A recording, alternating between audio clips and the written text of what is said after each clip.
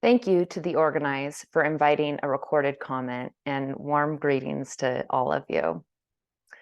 When John Moore, Rupert Gladstone, Thomas Zwinger, and Michael Wolovic published their 2018 Nature comment on glacial geoengineering, I was surprised these ideas were being seriously suggested. I reached out to senior glaciologists Walid Abdullati, Jonathan Bamber, Helen Fricker, Ian Jockin, Eric Rignot, and Ted Scambos, and together we co-wrote a brief response pointing out several issues that remain today.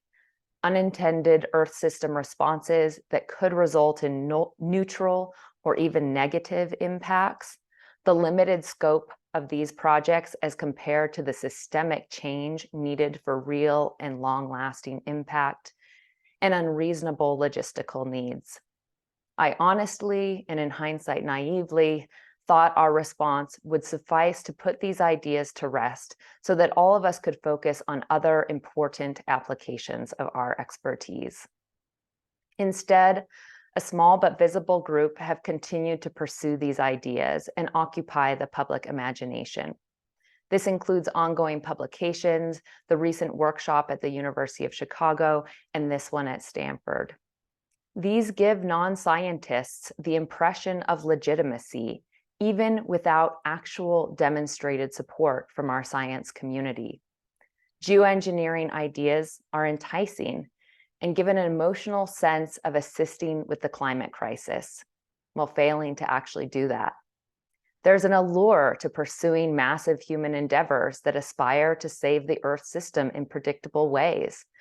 These projects ask us to do something seemingly hard, engineering, logistics, harsh environments, while psychologically and often unconsciously allowing us to step away from the fundamentally necessary and genuinely hard work of transforming our energy, food, finance, and other human systems. I communicate regularly with non-scientists who have political clout, widespread media attention, or extensive wealth, and I can say unequivocally that geoengineering ideas produce a real distraction that diminishes a sense of urgency on mitigation. Yet, most glacial and polar geoengineering concepts fail successful adaptation tests.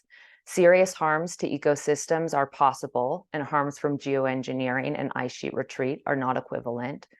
Projects don't address emissions and are likely to have high energy needs themselves. There's real possibilities for harming Arctic residents. Perhaps with endless resources, this could be of less concern. But in reality, all resources are severely limited. Human work capacity, shipping and transportation, raw materials, finances. The $40 to $80 billion price tag for a decade of construction at Thwaites and Pine Island is equivalent to the full annual climate finance provided and mobilized by developed countries during the last decade. I cannot imagine telling leaders or residents of developing countries that similar investments should be made in faraway engineering projects with scant evidence for limiting sea level rise and no emission reductions. The workshop agenda assumes that some initiatives should move forward, and this workshop alone represents a cryosphere community effort totaling more than a quarter of an individual work year. Ethical discussions, which scientific history clearly cautions us should come first, are nowhere evident, while investigations of regulations, logistics, funding, and more proceed. We need to move past ill-advised ideas and focus our energies where they are necessary. All are deeply aware that rapid action is required on mitigation and successful adaptation. I hope these are the open questions that keep you busy during lunch and coffee breaks.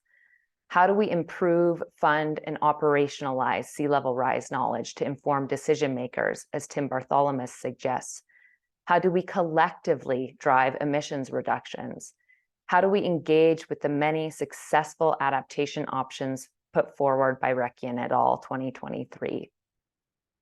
Let us use our limited resources to undertake serious work on mitigation, the real and lasting pathway to ice sheet conservation, and supporting successful adaptation. These are the exciting collective challenges that deserve our attention. Thank you.